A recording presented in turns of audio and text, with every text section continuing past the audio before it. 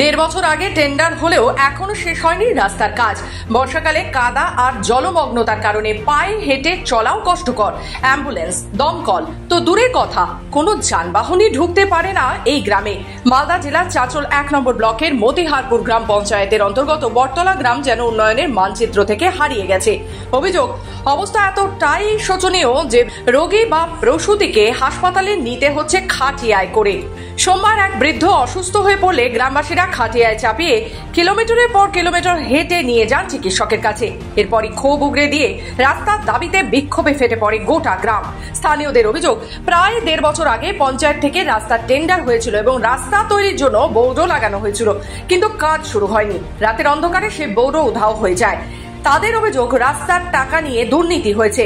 দ্রুত রাস্তা নির্মাণ না হলে তারা আসন্ন ভোট বয়কটের হুঁশিয়ারি দিয়েছেন। সমস্যা বর্ষা আসলে এইভাবে প্রস্তুতি হয়ে যায়। প্রতিবার এই বর্ষা আসবে আর এইভাবে প্রস্তুতি হবে। আমাদের বাচ্চা কাচ্চা স্কুল যেতে পারছে না। কেউ অসুস্থ হলে আমাদেরকে তো এখানেই থাকতে যেতে হবে, না ঘাড়ে করে নিয়ে যেতে হবে ডাক্তারখানা। তো আপনারা বলছেন না প্রধানকে, মেম্বারকে? সবাইকে বলা হয়েছে, সবাই বলছে হ্যাঁ হবে হবে হবে হবে করতে করতে ভোট চলে আসবে। তখন বলবে যে দাদা ভাই বোন যার যে ইচ্ছা বলে ভোট নিয়ে কালেকশন করে চলে যাবে। ভোট আসলে আবার তো বলছে যে এই রাস্তায় নাকি বোর্ডও বসে গেছিল, স্যাংশন হয়ে গেছে, প্লাস এই জায়গা কাজও গিটি বালু সব চলেছে, এসে আর ঘুরে চলে গেল। এই যে আমাদের রাস্তাঘাট প্রচন্ড খারাপ, মানে বাচ্চাগুলো যে স্কুল যাবে তার জন্য যা আসার জন্য অসুবিধা হচ্ছে। রাস্তাটা প্রচন্ড কাদা, হয়তো গর্ভবতী মহিলারা যেতে পারছে না, আমরা মানে বাজার ঘাট যেতে পারছি না, কি করে যাবো। এই দাঁড়িয়ে একটা টোটো আসছিল, টোটো থেকে একটা মানুষ ছিল, মানুষটা অ্যাক্সিডেন্ট হয়ে টোটোটা উল্টে গিয়ে অক্ষম হয়ে গেছে। গ্রামবাসীদের দাবি, এই নিয়ে বহুবার ব্লক দপ্তরে অভিযোগ জানানো হয়েছে।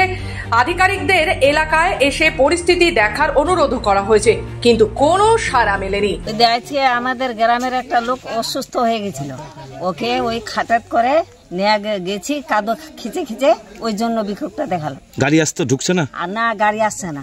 তো কত সমস্যা হচ্ছে এই রাস্তার জন্য? আমার অনেক দিন, আমার বয়স শত দিন থেকে এই গ্রামটাকে আমি দেখে আসি, রাস্তা নাই। এটা আমার পিসা মশাই হবে, ওর বাড়িতে কেউ নাই, আমরা সব গ্রামবাসী আছে, ওর খুব অসুস্থ। হ্যাঁ, তো কেমনি নিয়ে যাবো? তো আমাদের রাস্তা তো দেখতেই পেলা কিরকম রাস্তা, এক হাঁটা কাদা, এই যে পা সামটে তারপর আমরা যাচ্ছি। ওকে ঘাড়ে করে নিয়ে 4 জন মিলে এখানে রোডে করব, তারপরে রোডে আসবে টোটো কিংবা অটো। হ্যাঁ, এই রাস্তাতে কি টোটো কিছু যায় না? হ্যাঁ, টোটোও যায় না, তো তার জন্য তো আমরা ঘাড়ে করে নিয়ে গেলাম। মানুষ এই তো চলাচল করে যায়, পা উপর থেকে সামটাতে হবে কিংবা লুঙ্গি পরে যেতে হবে। তাহলে কি কেউ অসুস্থ হলে এইভাবেই নিয়ে যেতে হচ্ছে? কেউ অসুস্থ হলে, কেউ ডেলিভারি থাকলেও ওকে এমনি খাটিয়াতে করে দোলনায় করে তারপরে মেন রাস্তাতে নিয়ে যেতে হবে। তো এই রাস্তাটার জন্য আপনারা বলেননি, কাউকে বলেননি প্রশাসনকে? প্রধানকে বলছি, এই রাস্তাতে বোর্ড পড়েছিল, বোর্ড পড়ার পরে বোর্ডও আউট হয়ে গেল, টাকাও আউট হয়ে গেছে, হয়তো এখনো কাজ হয়নি, মাটিও পড়েনি। অপরদিকে এই ইস্যুতে বিজেপি সরাসরি তৃণমূলকে দুর্নীতির অভিযোগে কাঠগড়ায় তুলেছে। যদিও তৃণমূল নেতৃত্বের দাবি, বিষয়টি খতিয়ে দেখা হবে এবং প্রয়োজনীয় ব্যবস্থাও নেওয়া হবে। ফলে রাস্তার অভাব ঘিরে শুরু হয়েছে নতুন রাজনৈতিক তরজা।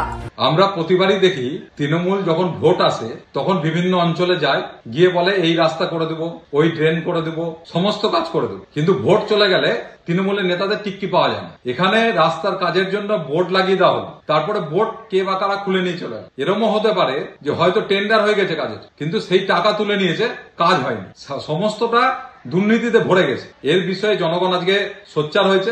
আমরা জনগণের পাশে থেকে এই লড়াইয়ে সহযোগী হব। দেখো, প্রথমত আমি বলি, মতিহারপুরটা আমাদের এলাকার মধ্যেই পড়ছে।